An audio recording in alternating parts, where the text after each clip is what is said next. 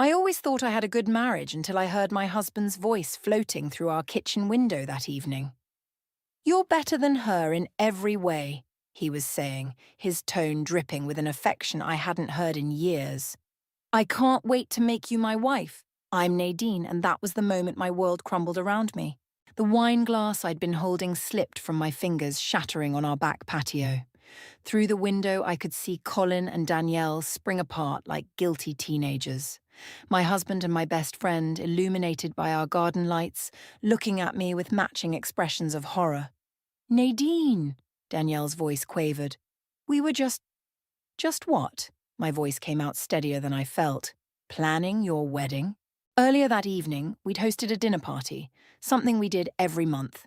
Colin had insisted on inviting Danielle, as always. Now I understood why.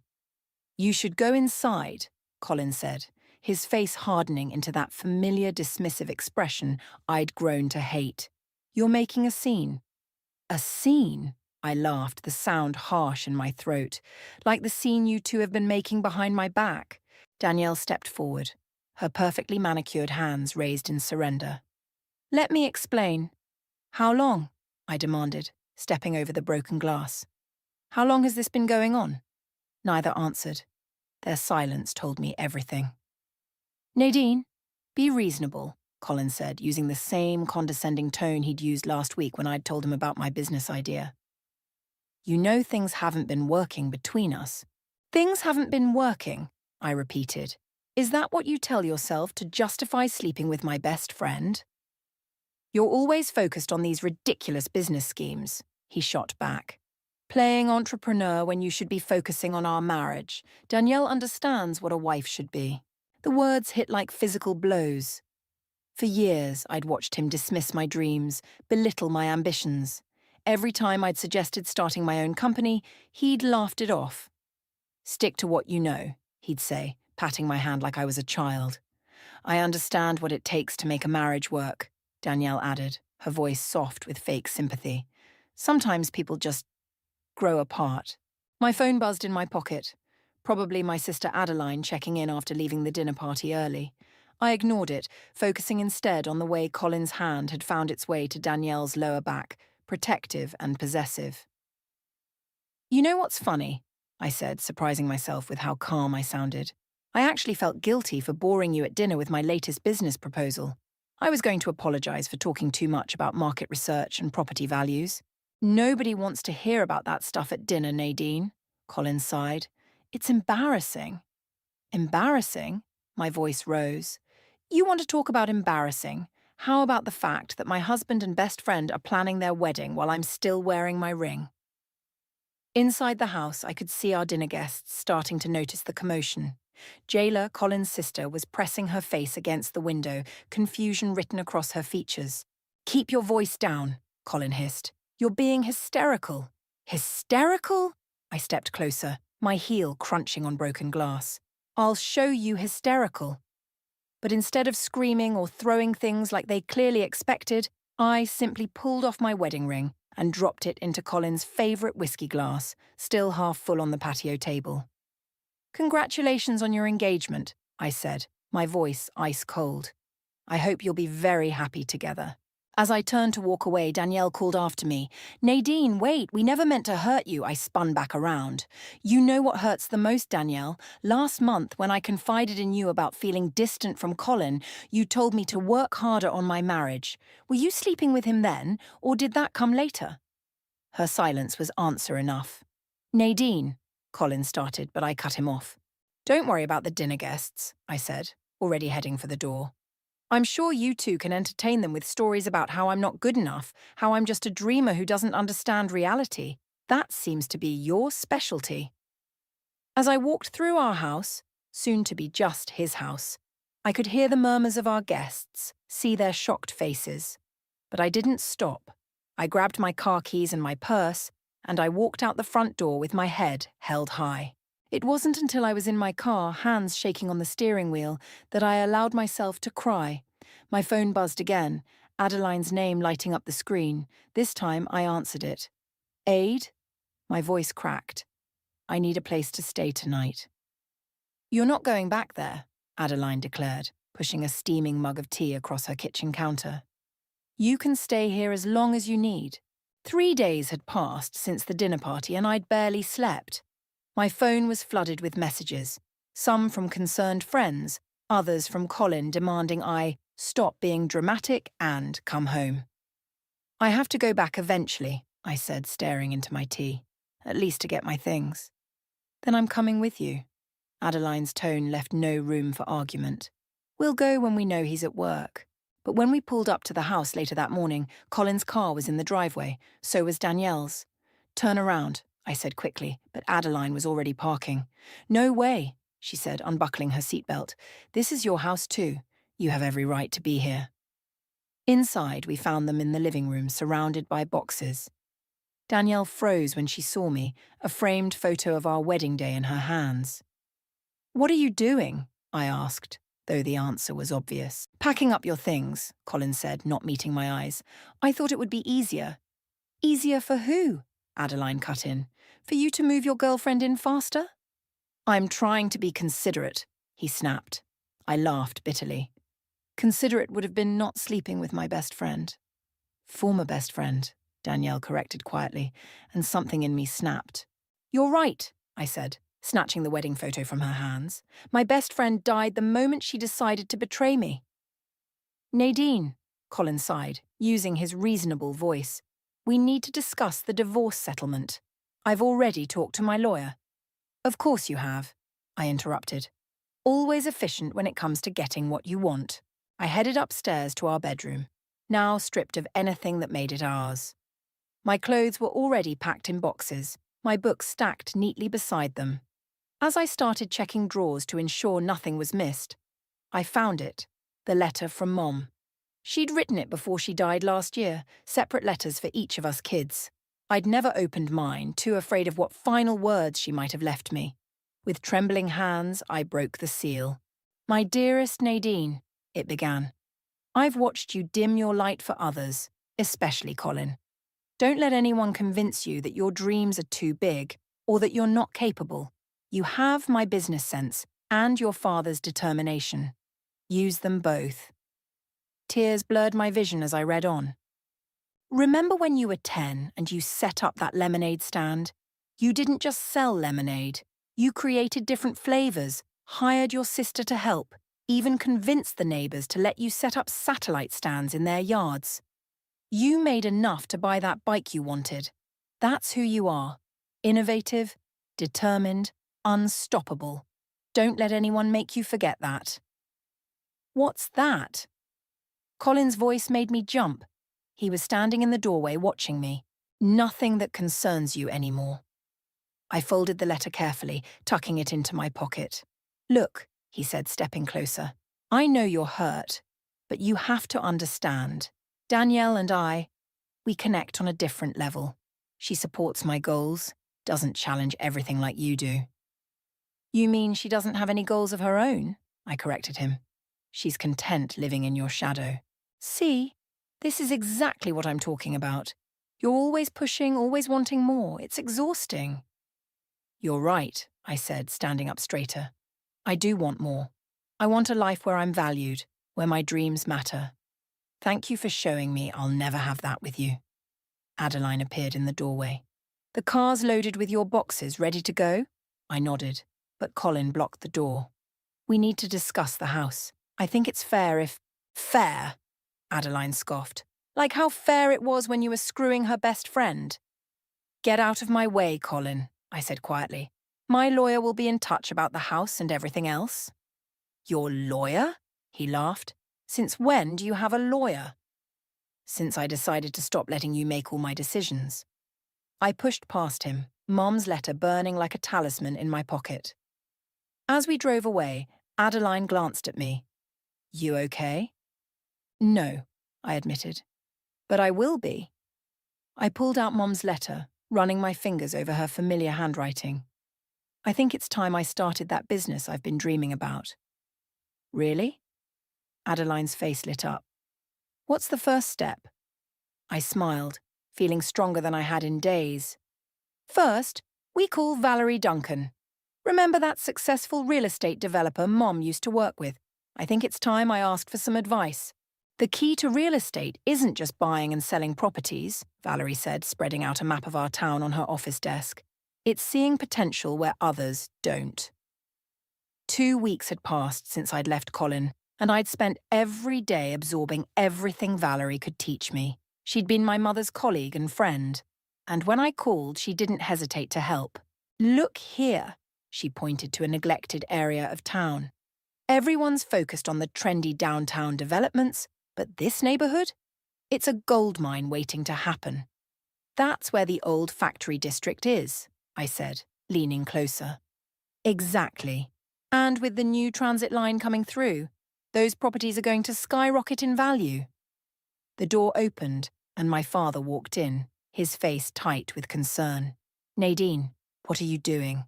Working, Dad, I replied, not looking up from the map. Valerie's helping me start my business. A business? He sighed heavily. Honey, you're going through a divorce. This isn't the time to make rash decisions. Wayne, Valerie interjected, your daughter has a natural talent for this, just like Sarah did. The mention of my mother made him pause. Sarah had years of experience. And I'm getting mine now, I cut in. I've already found 3 potential properties. With what money? He demanded. You're living with your sister. Actually, Valerie smiled, she's secured her first investor. Me. Dad's jaw dropped. You're investing in this? I am. And if you'd stop underestimating your daughter for 5 minutes, you might see what I see, what Sarah always saw. My phone buzzed. Another message from Colin. I ignored it. Show him the proposal, Valerie encouraged. I pulled out my laptop, opening the presentation I'd been working on. These factory buildings, they're perfect for conversion into mixed-use spaces. Apartments above, retail below, the neighbourhood's already showing signs of revival, and with the right development, it could transform the whole area, Dad finished, his expression softening slightly. Your mother used to talk about this district. I know, I said quietly. I found her old notes in some of the boxes I brought from the house. Speaking of the house, Valerie interrupted. Stephen Barnes is here to discuss your divorce proceedings. Right on cue, Stephen walked in, briefcase in hand. Good news, Nadine. Given the circumstances of your separation, we're in a strong position to negotiate. I don't want to negotiate, I said firmly. I want to sell. Let Colin buy me out. I need the capital for my first property purchase. Are you sure? Dad asked. That house is full of memories I'd rather forget, I finished. It's time for a fresh start. Stephen nodded, making notes. I'll draft the papers. But there's something else you should know. Colin and Danielle have been looking at properties in the Heights district. My stomach clenched. The Heights was the most prestigious neighbourhood in town, where all the old money families lived. Let me guess, I said bitterly. They want their dream home? They've made offers on several properties, Stephen confirmed. All rejected so far. The sellers there are particular about buyers. Valerie's eyes sparkled. You know what would be interesting? If someone with vision bought up some key properties in that area. For investment purposes, of course. I caught her meaning immediately. Of course, purely business. Nadine, Dad warned, don't let revenge drive your business decisions. It's not revenge, Dad. It's strategy. I turned back to the map. Besides, why shouldn't I invest in the Heights? The returns would help fund my factory district project. Now you're thinking like a developer, Valerie grinned. Stephen, draw up the papers for our first property purchase. The old Wilson factory on 3rd Street. As Stephen worked, my phone buzzed again. This time it was Danielle. Can we talk? Please? There's so much I need to explain. I deleted the message without responding. One more thing, Valerie said, pulling out another document. I think you should consider rebranding yourself. New business, new name. She slid a business card across the desk. It read, Phoenix Properties, rising from the ashes. Phoenix, I tested the word. I like it. Your mother would be proud, Dad said quietly, and I looked up to see tears in his eyes. She always said you had it in you. I should have listened. It's not too late, I replied, reaching for his hand. Want to hear about my plans for the factory district? He pulled up a chair. Tell me everything. Me. As I launched into my presentation, I felt stronger than I had in years. Colin had always told me my dreams were too big, but sitting there with Valerie's support, my father's growing interest, and my mother's spirit guiding me, I knew the truth. My dreams weren't too big. He was too small. And with that signature, the Wilson factory is officially yours, Stephen announced, sliding the papers across his desk. Your first major property acquisition. 6 months had passed, and Phoenix Properties was no longer just a dream.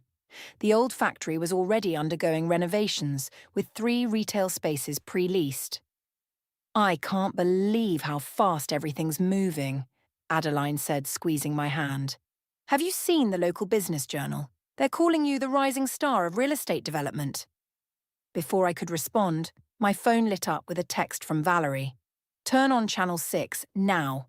Adeline grabbed the remote for Stephen's office TV, flipping to the local news. There, standing in front of the most prestigious mansion in the Heights, were Colin and Danielle. The historic Bradford Mansion, crown jewel of the Heights district, is finally on the market, the reporter announced. Local executive Colin Richardson and his fiancée Danielle Armstrong are among the potential buyers. This house represents everything we've dreamed of, Danielle gushed to the camera. It's perfect for starting our new life together. Mute it, I said sharply. I've heard enough. Are you okay? Adeline asked. I'm fine. I straightened my blazer. Stephen, what do you know about the Bradford Mansion? He raised an eyebrow. It's been in the same family for generations. The current owner is looking to sell, but she's very particular about buyers. Wants to ensure the property's legacy is preserved. Interesting. I pulled out my phone. What's her name? Margaret Bradford. She's actually a friend of Valerie's. I was already dialing. Valerie, I need a favour. Can you arrange a meeting with Margaret Bradford? 2 days later, I sat in Margaret's elegant sitting room, sipping tea from bone china cups. I must say, Margaret said, studying me over her glasses, when Valerie told me about you, I was intrigued. Your restoration of the Wilson factory is quite impressive. Thank you. I believe in preserving history while adapting to the future. Unlike some potential buyers, she sniffed, who seem more interested in status than substance. You mean Colin and Danielle? I kept my voice neutral. I know them. Oh? Her eyes sharpened with interest. Colin is my soon-to-be ex-husband. Danielle was my best friend. They're getting married. Margaret set down her cup with a decisive clink. How absolutely dreadful. And now they want my house? They want a trophy, I corrected. I want to preserve a legacy. Do tell. I pulled out my proposal. I see this property as more than just a mansion. With the right renovations, the East Wing could become a community art gallery. The gardens could host local events. We could maintain its historical significance while making it part of the community's future. Margaret's eyes lit up. That's exactly what my grandfather always wanted. But the cost of such renovations would be covered by my company. I've already secured the funding. She studied me for a long moment. You know, dear, revenge can be a powerful motivator. This isn't about revenge, I said, then paused. Well, not entirely. It's about proving something to myself. The best revenge often is, she smiled. Let's discuss numbers. A week later, I was signing another set of papers in Stephen's office when my phone rang. It was Jayla, Colin's sister. Is it true? She demanded. Did you buy the Bradford Mansion? News travels fast. Colin is furious. He and Danielle had already told everyone they were getting it. They shouldn't have counted their mansions before they closed, I said dryly. He's saying you only did it to spite them. No, I corrected. I did it because it's a sound business investment. Spiting them is just a bonus. After hanging up, I turned to find Adeline grinning. You know they're planning their wedding for next month, right? I heard. And you now own their dream house. I do. So what's your plan? I smiled, thinking of the mansion's sprawling grounds and elegant architecture. I think it's time Phoenix Properties made a wedding gift gesture. You're not serious, Stephen interjected. Oh, but I am. I picked up my coat. They want the Bradford mansion? Let's make sure they get exactly what they wish for, just not quite how they imagined it. As we left the office, Adeline linked her arm through mine. You know, when you first started this business, I worried you were doing it for the wrong reasons. And now? Now I see you're doing it for all the right ones. You're not just getting even, you're getting ahead. I thought about the woman I'd been 6 months ago, crushed by betrayal and doubt. That woman would never have imagined owning the Bradford mansion, let alone having a thriving business. Getting ahead, I repeated, smiling. I like the sound of that. The wedding invitation arrived today, Adeline announced, waving the cream-coloured envelope as she walked into my office at Phoenix Properties. They actually had the nerve to send you one. I took the envelope, running my fingers over the embossed gold lettering. Colin Richardson and Danielle Armstrong request the honour of your presence. Are you going to go? Adeline asked, perching on my desk. Before I could answer, Valerie burst in, her face flushed with excitement. You won't believe what I just heard. Danielle's been bragging at the country club about their wedding plans. Let me guess, they're still pretending they're getting the Bradford mansion. Better, Valerie grinned. They're telling everyone they're in negotiations with the new owner. That's you. And they're confident they'll be moving in right after the honeymoon. I laughed. Confident, are they? They don't know you own it, Adeline realised. They think some investment company bought it. Phoenix Properties is an investment company, I reminded her, then turned to Valerie. Have they made an offer yet? Their realtor called this morning. They're offering well above market value. I pulled out the folder I'd been preparing. Perfect timing. Stephen and I have been working on something special. What kind of something special? Adeline asked. Before I could explain, my father walked in. Nadine, we need to talk about this wedding situation. Dad, just hear me out. He held up his hands. I know you're hurt, and you have every right to be. But this plan of yours, are you sure it's wise? Actually, I said, opening the folder, it's more than wise, it's brilliant. Stephen helped me draft this contract. It's completely legal and absolutely binding. Valerie picked up the document, her eyes widening as she read. Oh, this is delicious. What is it? Adeline grabbed the papers. A very special wedding gift, I explained. We're going to offer them the Bradford mansion at their asking price, with some very specific conditions. Conditions? Dad looked worried. Nothing unreasonable, I assured him. Just some carefully worded clauses about property use, maintenance requirements, and community obligations. All very standard in historical property sales. And very expensive to maintain, Valerie added with a knowing smile. The best part, I continued. Once they sign, they're locked in. No backing out without massive penalties. But why would they sign without reading the fine print? Dad asked. Because they're desperate to close before the wedding, Valerie explained. They've been telling everyone they'll be moving in afterward. Their egos won't let them admit defeat. Plus, Adeline added, reading the contract, these conditions are buried in legal jargon. They'll be so excited about getting the house they won't look too closely. Exactly. I took back the contract. They think they're getting their dream home. What they're actually getting is a money pit with strict usage requirements and astronomical maintenance costs. Nadine, Dad sighed. I know they hurt you. This isn't about hurt anymore, Dad. This is about consequences. They thought I was too stupid to succeed without Colin, too weak to survive their betrayal. Well, now they'll learn exactly what I'm capable of. My phone buzzed. A text from Stephen. Offer received from C&D. Ready to proceed? It's your call, Valerie said softly. But remember, whatever you do, make sure you can live with it. I looked at the wedding invitation still sitting on my desk, then at the contract in my hands. Send them the counter offer, I texted back. And Stephen, make sure it arrives during their engagement party tonight. How do you know about their engagement party? Adeline asked. Jayla told me. She's still feeling guilty about not seeing what her brother was doing. Will they sign? Dad asked.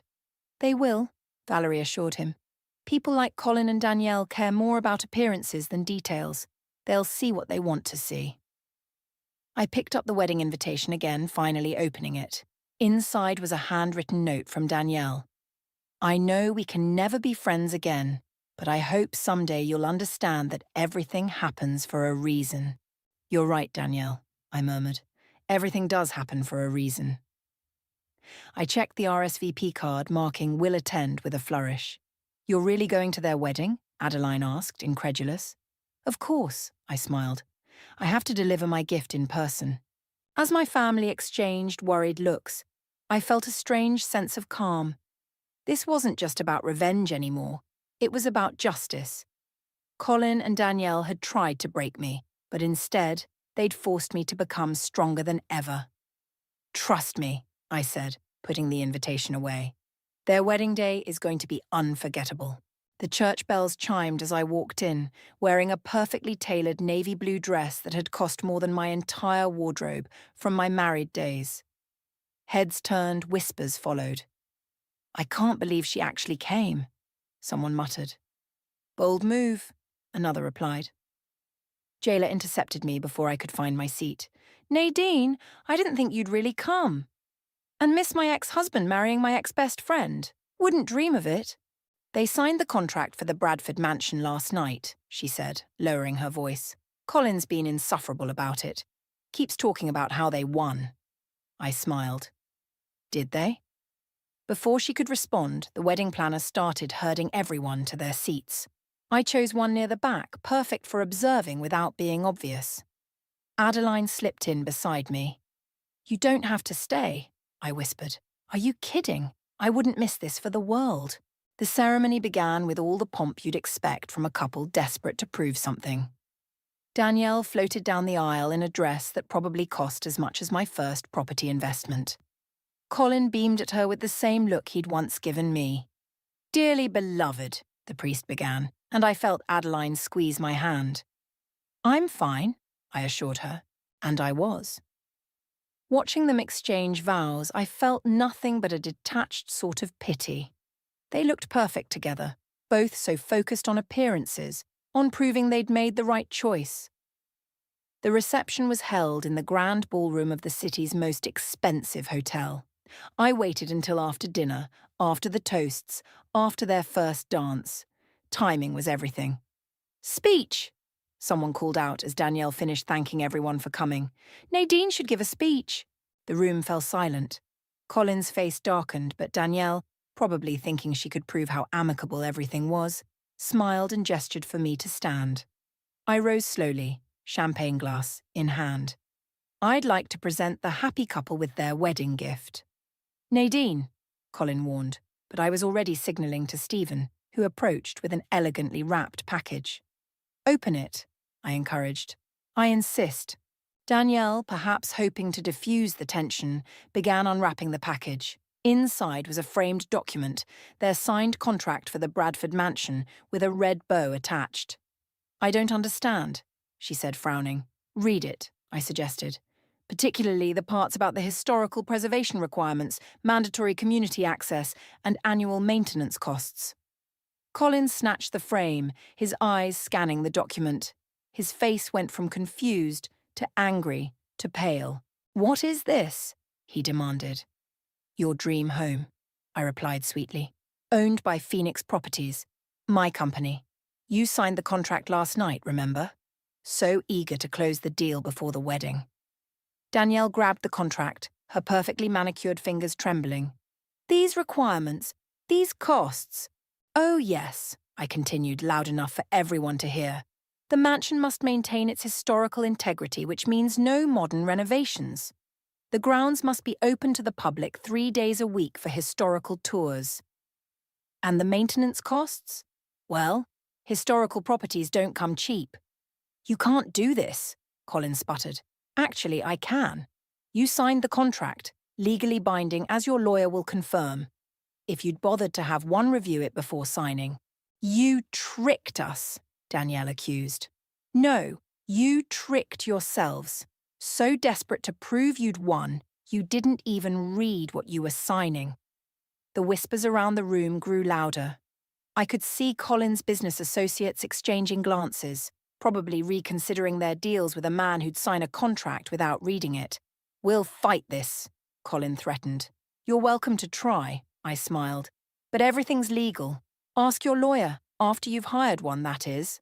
I set down my champagne glass and picked up my purse. "Congratulations on your wedding and your new home. I'm sure you'll make many memories there. During the 4 days a week, you're allowed to use it privately." As I walked toward the exit, Jayla caught up with me.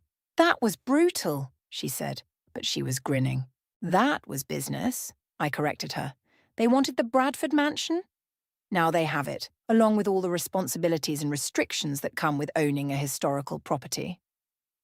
"They'll be bankrupted by the maintenance costs alone," she realized. "Only if they're bad with money," I shrugged.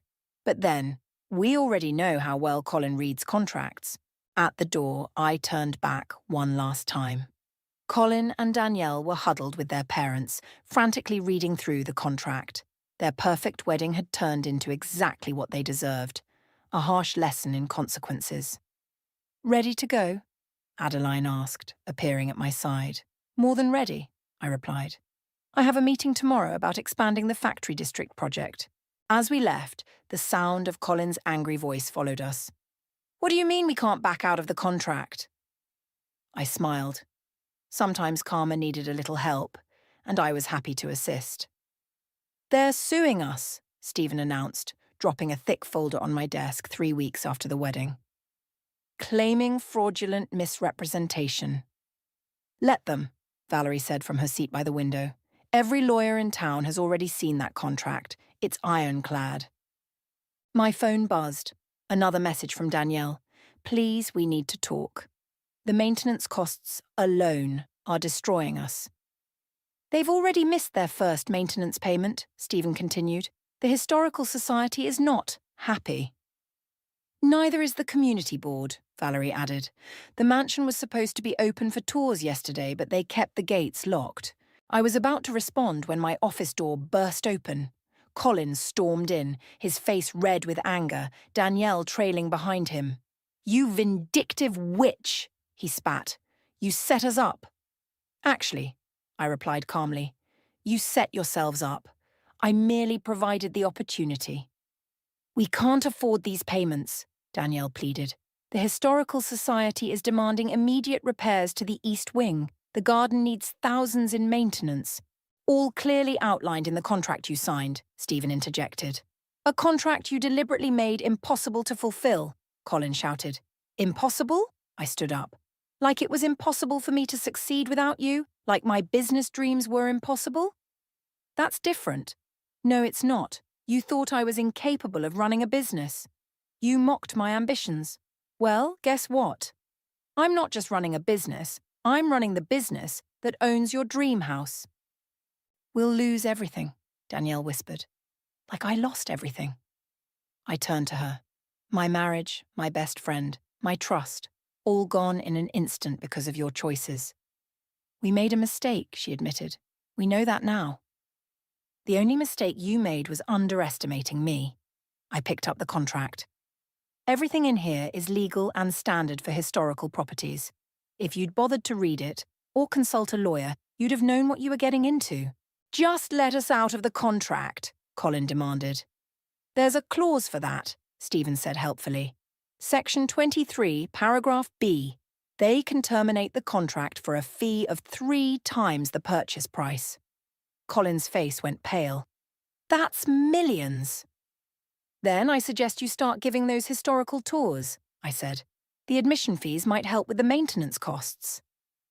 "You've destroyed us," Danielle sobbed. "No, you destroyed yourselves. Your arrogance, your entitlement, your belief that you could take whatever you wanted without consequences. That's what destroyed you." A commotion in the outer office drew our attention. My father walked in, followed by Jayla. "What's going on here?" Dad asked, taking in the scene. "Your daughter is ruining our lives," Colin exploded. "Actually," Jayla cut in, "you ruined your own lives. I've seen the contract. It's exactly what any responsible historical property owner should expect." "Whose side are you on?" Colin demanded of his sister. The side of karma, apparently, she replied. There's another option, I said quietly. You can sell the property. Hope flickered across their faces. But, I continued, due to the historical property restrictions, it can only be sold to an approved buyer. And currently, the only approved buyer is Phoenix Properties. At a quarter of what we paid, Colin realised, reading the clause Stephen was pointing to. You planned this all along? I planned to succeed, I corrected him. Something you never thought I could do. We'll fight this in court, he threatened. You'll lose, Stephen said simply. Every clause is legal, every requirement standard for historical properties. Your signature is on every page. Danielle sank into a chair, her designer dress crumpling. What do we do? You have 3 choices, I said. Keep the property and meet all requirements, buy your way out of the contract for triple the price, or sell it back to Phoenix Properties at a loss. Your decision. You're enjoying this, Colin accused. No, I replied honestly. I'm not enjoying your pain. I'm enjoying watching you finally face consequences for your actions. Come on, Jayla said to her brother. I'll help you find a good lawyer, one who actually reads contracts before letting clients sign them. As they left, my father turned to me.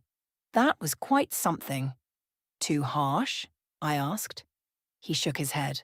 No, sometimes the best lessons are the hardest ones. They'll probably sell, Valerie predicted.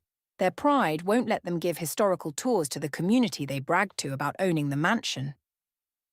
And when they do, Stephen added, Phoenix Properties will have acquired the Bradford mansion at a significant discount.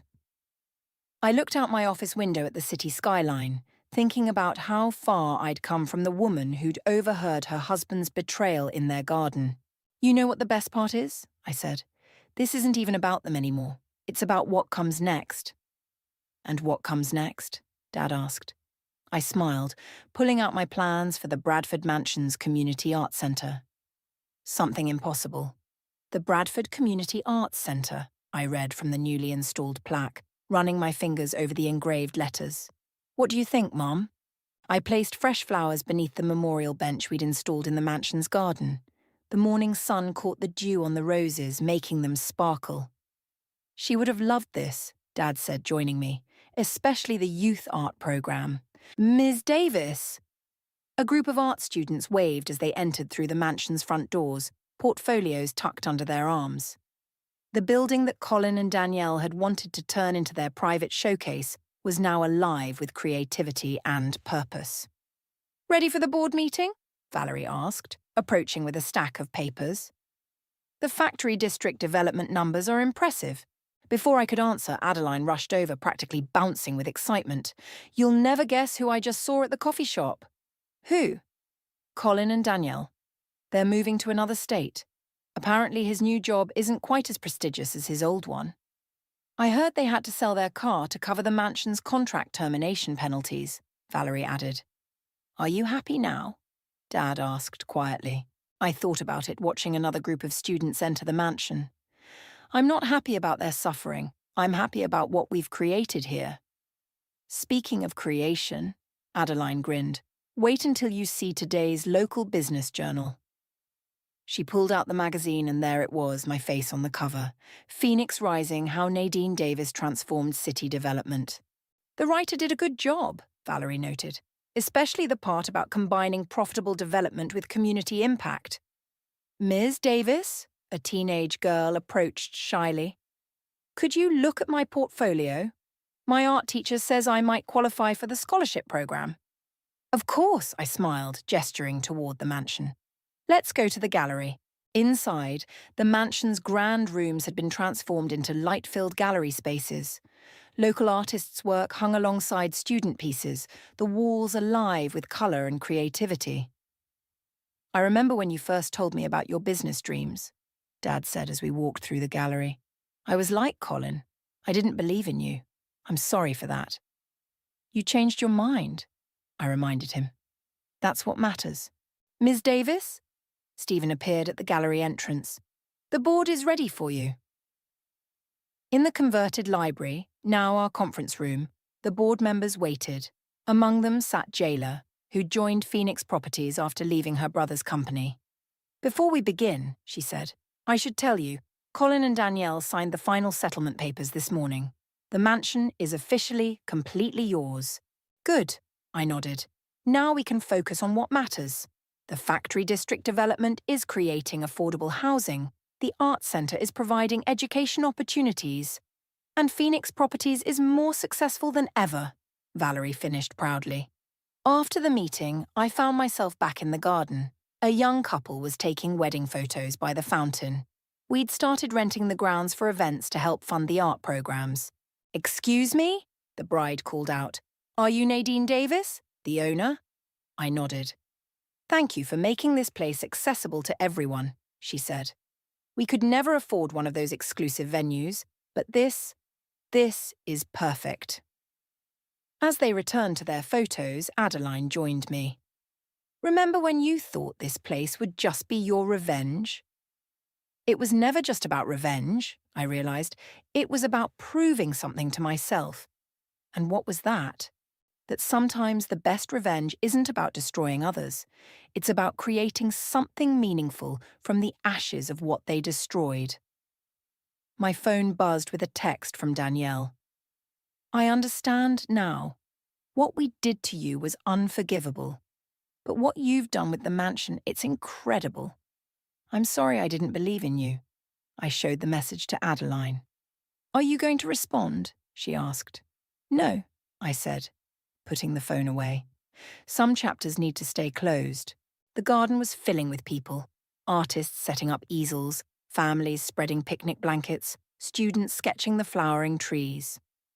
This was what success looked like. Not the empty victory of revenge, but the lasting triumph of creation. "Ready to head back to the office?" Valerie called from the path. "We have that meeting about expanding the art program to the factory district." "Actually," I said, "let's have the meeting here." In the garden. As we settled onto the benches, I looked up at the mansion. No longer a symbol of what I'd lost, but a testament to what I'd found. My strength, my purpose, my true success. "So," I smiled, pulling out the expansion plans, "let's talk about what's next."